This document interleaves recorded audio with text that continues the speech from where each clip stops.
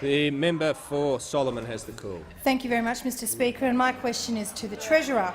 Will the Treasurer please update the House on how Australia is successfully transitioning from the mining investment boom to a more diversified economy?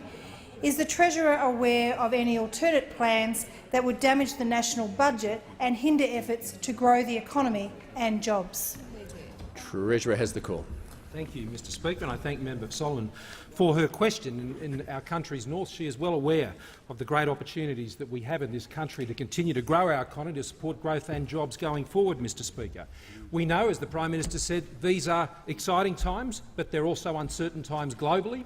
And at times like this, Mr Speaker, we need to acknowledge that, understand them and frame our policies to ensure that we can give Australians continued confidence in the growth and jobs of the future. Now, what is happening in our economy, Mr Speaker, is it is transitioning, and that is good news. Despite the very serious global headwinds, our economy is transitioning, and it's Australians out there who are making that transition from the investment phase of the mining boom to the more broad and more diversified economy.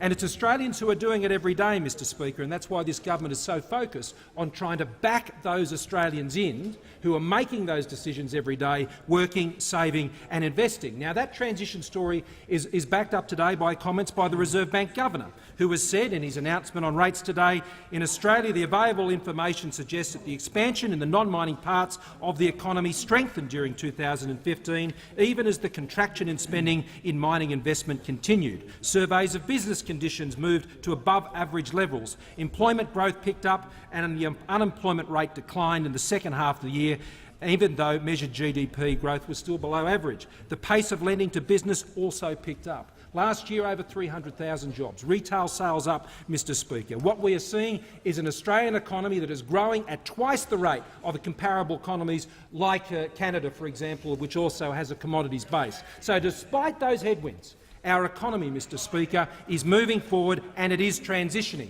Now, what we did prior to the end of last year, Mr Speaker, is release the mid-year statement. And in that mid-year statement, we released a very sober and honest assessment of the fact that growth will continue into the future, but it will be a difficult challenge as we go forward, Mr Speaker. And we had sensible budget forecasts in there that realised that growth will continue, but at the same time, to ensure the integrity of the budget, we need to continue to get expenditure under control. And expenditure is falling as a percentage of GDP over the budget and forward estimates from 25.9% to 25.3%. Now, you need to continue to control expenditure to keep the budget on the right path. Now, those opposite, Mr Speaker, do not want to go down that path.